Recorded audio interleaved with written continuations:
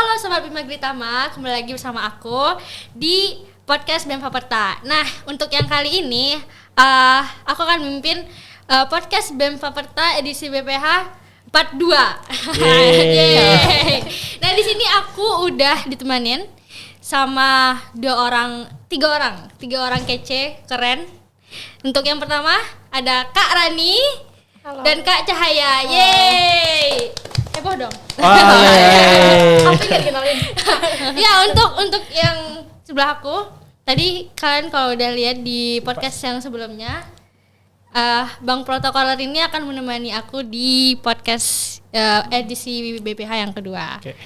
Nah, karena kita udah kenalan ya sama Kak Rani dan juga Kak Cahaya, aku mau nanya-nanya nih mengenai BEM Faperta Untri di periode ini. Kan udah satu periode nih, setahun, bahkan kurang dari setahun ya, 9 bulan. Nah, aku mau flashback di awal ketika bulan Februari atau Maret gitu 2023. Kenapa sih kalian mau masuk ke inti BEM? Kenapa Kak Rani mau jadi bendahara umum, dan juga Kak Cahaya kenapa milih untuk jadi sekretaris umum? Apa gitu alasannya? Soalnya kan juga sibuk ya. Dulu lah. Aduh. Oke, untuk pertanyaannya mungkin kalau ditanya kenapa agak bingung juga nih jawabnya ya kan, kenapanya. Cuman kalau dari saya pribadi emang suka administrasi ya. Terus di Hima juga saya sebagai sekretaris divisi gitu. Terus sebenarnya berat juga nih untuk lanjut ke BEM awalnya, karena 1 bulan lagi, nggak nyampe sebulan lagi deh kayaknya, saya tuh udah demis di Himanya gitu. Terus harus mengorbankan untuk di BEM lagi, terus sama aja mengulang kan. Cuman karena emang minatnya di administrasi, terus orang juga percaya kepada saya kan gitu, jadi kayaknya oke juga untuk dicoba gitu. Dicoba ya? Ya, untuk dicoba. Sampai sekarang nih buktinya masih bertahan ya kan. Udah mau demis lagi yang BEM-nya. Berarti udah pas ya kan. Pas ya. Berarti pas. Gitu. Kalau Kak Rani gimana? Kalau saya pribadi sih tahun lalu itu pernah di BEM Faperta juga sebagai sekretaris dinas bidang bisnis dan kemitraan. Nah, mungkin bisnis ya, juga.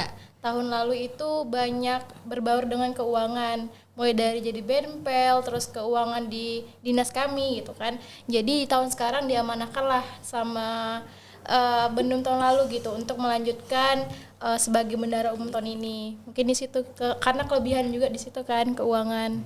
Jadi suka sama yang berbau uang-uang ya? Sebenarnya suka, cuman kalau mengatur keuangan kampus nih agak berat sih. karena punya kampus kan, kita diamanahkan. Bukan uang kita kan. Bukan uang kita. Uang orang yang diurus. Iya, kita nggak kita rela, kita ikhlas gitu. Tapi kan belajar dari situ ya, mau dari administrasinya, dari keuangannya gitu, kita belajar ya. Iya. Kakak juga belajar berarti kan. Jadi mungkin bisa untuk nanti bekal kerja jadi ibu rumah tangga. Gak ada fokus kemana gitu. Langsung ke tujuan hidup utamanya ya. Gitu. Kan bisa nyambi. Iya. Oh gitu. Oke. Mungkin Bang Alvin mungkin ada pertanyaan. Mungkin setelah jadi sekretaris umum maupun bendahara umum nih, apa sih yang didapatkan dari kinerja itu, apa sih dari tanggung jawab tersebut tuh dari Kak Cahaya sendiri, apa yang didapatkan dari sekretaris umum, mungkin bisa diceritakan sih Kak? Kalau masalah didapatkan ya banyak sih, karena untuk administrasi ternyata dari himpunan di jurusan ke BEM itu emang beda, banyak ternyata surat itu banyak gitu kan. Ternyata yang awalnya saya cuma buat surat tentang ini, ternyata ada pembaruan lagi, suratnya ternyata banyak banget. Terus nggak di administrasi aja sih, soalnya kalau di inti itu harus memahami semuanya kan, gimana kita harus ke bawahnya gitu, kayak ke sekdisnya gitu kan. Jadi itu belajar lagi harus kayak gimana komunikasinya ke orang lain kayak gitu. Jadi nggak tentang administrasinya aja gitu. Banyak sih yang didapetin. Beda gitu. Ya Hima dengan BEM. Awalnya kan kayak di Hima kan cuma jadi sekretaris dinas kan, kayak ya nunggu dari sekumnya juga gitu kan. Sekarang jadi sekum ternyata banyak sih harus belajar gitu. Ditunggu, gitu. Jadi harus banyak belajar lagi kan. Terus banyak juga sih ilmu yang didapat. Pengalaman juga ya. Pengalaman. Ya ketemu-temu orang hebat seperti ini. Kok dia aja yang tunjuk? Oh enggak, semuanya. Semua ya kan. Kalau Kak Rani gimana? Kalau saya pribadi itu banyak banget ya, mulai dari relasi pertama kan, terus juga pengalaman, apa lagi ya, belajar hal-hal baru gitu. Apalagi kan ngatur keuangan itu bukan cuma sekedar ngatur keuangan aja, tapi kita harus bisa buat catatan transaksi hariannya, terus laporan unjuk kerja, laporan aktivitas, dan yang lain-lainnya itu banyak gitu kan. Juga banyak kita nggak cuma fokus di keuangan BEM-nya aja, tapi di proker-proker lain kita harus bisa gitu, gimana caranya dana tersebut bisa surplus gitu. Dan kita harus bisa pandai-pandai mengolah keuangan gitu kan. Itu juga selain mengatur keuangan, dari saya pribadi itu pastinya banyak gitu kan, tentang gimana kita memanage yang kayak anggota-anggota lain. Itu bukan cuma di Bendum aja, tapi semua di BPH itu harus bisa gitu, gimana cara menghandle-nya gitu. Oh Oke. gitu. Emang nggak salah ya jadi keuangan terbaik. Waduh, malu deh kalau dapat. Di lain waktu. Terbaik di Tahun depan. Tahun Ya, depan. insya Tahun Allah. sebelumnya juga. Oh iya, berarti Tahun ini is okay. So, oke, nggak apa-apa. Oke. Udah bagus ini. Oh iya, makasih ya. Nah itu tadi dari apa yang didapat ya, pengalaman, mostly itu yang didapat untuk bekal mungkin ketika di masa depan gitu, jadi kerja, cuma kerja gitu. Nah aku mau tahu dong, kan selama setahun nih pasti berat ya. Lagi memikul beban BEM gitu. Pasti ada yang dikorbankan. Pasti. Boleh tahu nggak apa yang dikorbankan, apa yang mungkin lebih diprioritaskan si BEM ini gitu? Mungkin mulai dari Kak Aca. Aduh, kalau ditanya dikorbankan ya, mungkin kita sebagai mahasiswa emang ya sedikit ya sibuk lah lumayan, apalagi untuk aku ini yang mahasiswa agak akhir ya kan.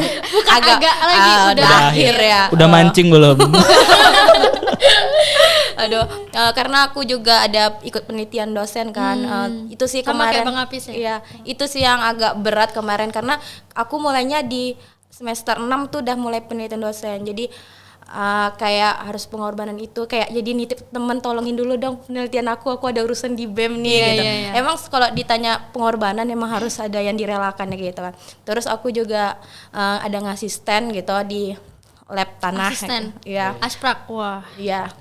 Itu juga kan kayak harus ngajar, terus kayak udah di akhir tuh kayak ngolah data apa nilai-nilai orang itu juga kan. Ini mau LPG-an berbarengan itu ternyata emang pembelajaran sih, banyak yang dikorbanin kayak waktu harus tidur. bagi waktu ya kan, kayak siangnya di kampus, malamnya harus ada juga yang diurus tentang BEM juga malamnya gitu. Banyak ya. Iya. Apa ini setiap hari hektik kali ya. Sibuk terus. Tapi jangan lupa loh, sehari refreshing ya. Ya, Ya. itu harus. Itu harus Jangan lupa mampir ke sih. IG-nya. Mungkin kalau sekum healingnya jajan sih. Setengah review. Duh, boleh lihat IG aku. Kok promosi gitu. Itu dari Kak Aca.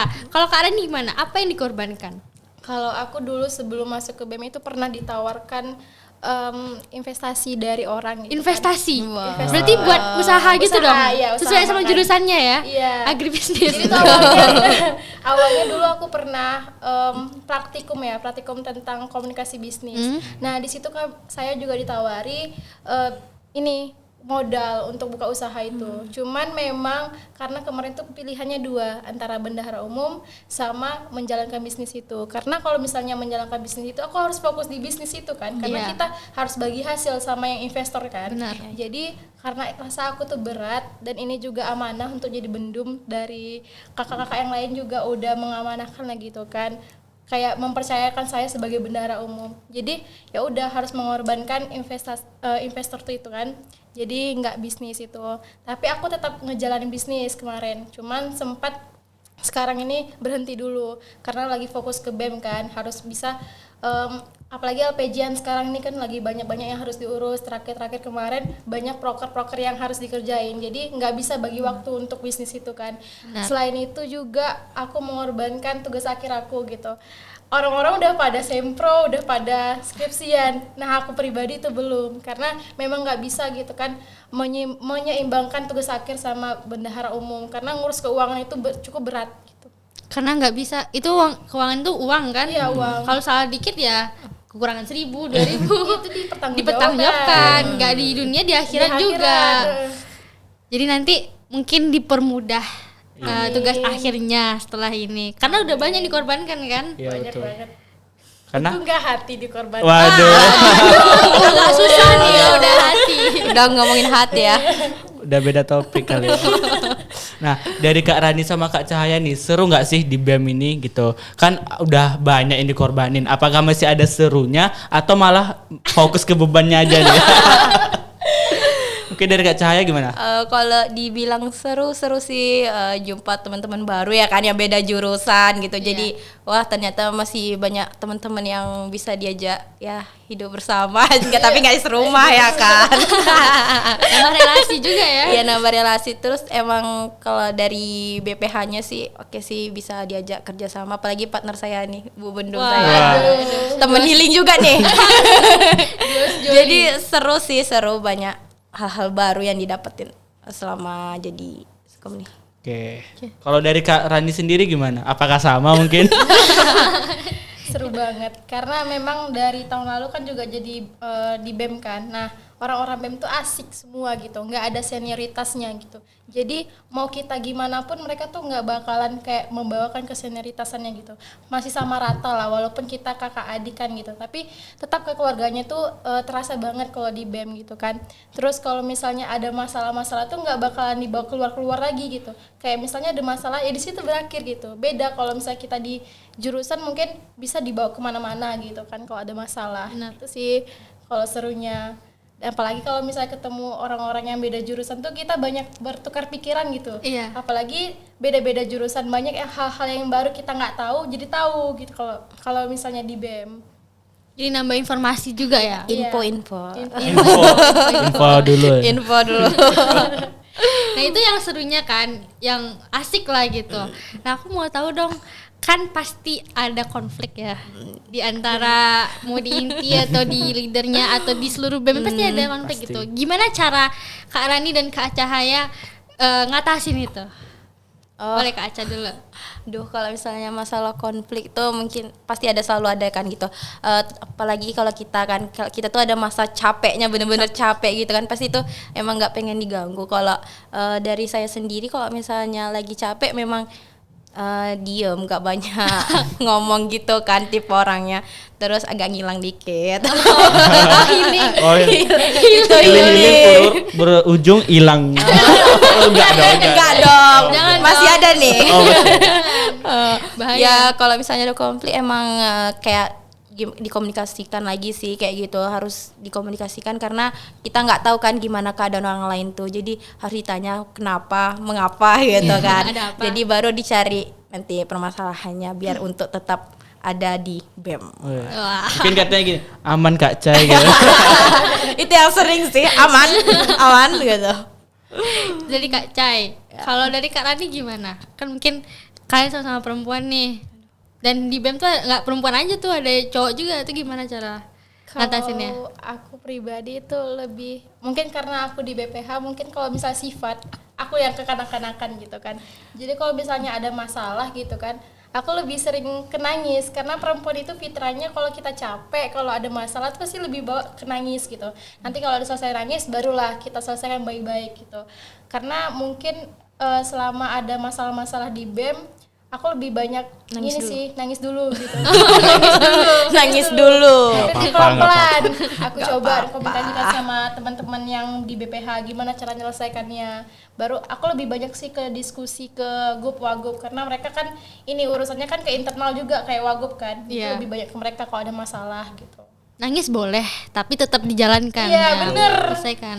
Kadang ada orang yang banyak masalah kan nangis terus menghilang. Iya, nggak Kalau boleh. kita nggak boleh boleh. gitu. Kita selesaikan masalah ini tapi sambil nangis. Iya. Ada nggak sih stikernya itu? Nah, itu berarti yang penting tuh kita boleh ngeluh boleh, nangis juga boleh, Banget. tapi tetap harus diselesaikan Ah, ya. ketika udah tenang gitu Tapi ya jangan kan. lupa sambil berdoa. Aduh. Tawakal juga, Tawakal, ikhtiar berdoa iya, juga benar. gitu ya. Berseimbang. Ya, life balance. Ya. We have fun together. Wah. We have fun together. Oke, mungkin kita udah denger nih kisah serunya, kisah sedihnya, dan ngapa sih jadi sekretaris atau bendahara umum.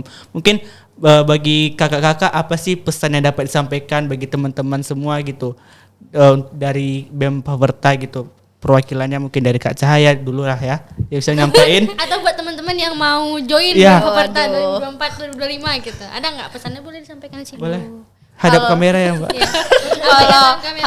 Kalau masalah pesan ya, join sih ke BEM soalnya asik ya kan, karena bakalan banyak hal-hal baru yang seru ada di BEM ini, karena banyak pengalaman, teman baru, pokoknya asik sih kalau kalian pandai untuk berbaur ya kan. Itu tuh kalian harus keluar dari zona nyaman. Kenapa? Karena kalau misalnya kita nggak keluar dari zona, kita nggak tahu dunia tuh kayak mana. Kita Seindah nggak- itu. Kita nggak dewasa juga ya. Iya, kita belajar dewasa, gimana kita harus nurunin ego, berkomunikasi sama orang lain kayak gitu. Ya. Oh gitu. Iya, pokoknya harus Harus join. Harus ya. join. Harus Dari join. Kak Cai, dari Kak Rani gimana? Boleh lihat kamera. Aduh, sebenarnya kalau untuk pesan aku bingung sebenarnya.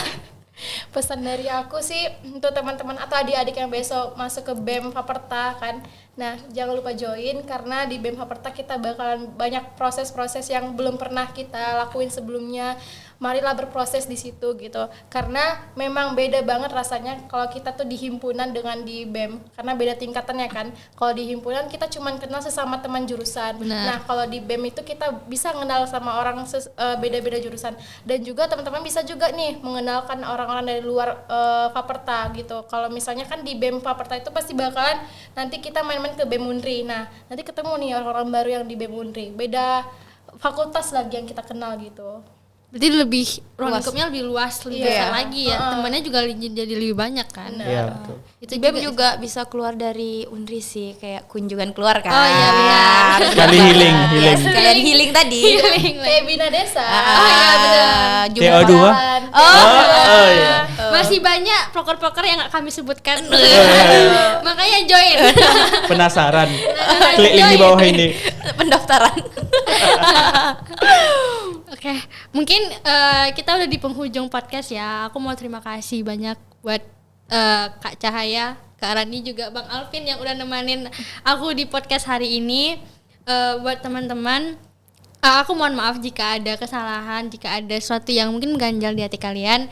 Aku mohon maaf, dan aku mau tutup podcast di tahun ini. Ini akan Sedih. ini akan menjadi podcast yang terakhir untuk BEM Faperta 2023-2024. Aku Sofi mohon undur diri. Wassalamualaikum warahmatullahi wabarakatuh. Waalaikumsalam warahmatullahi wabarakatuh. Dadah semua. See you.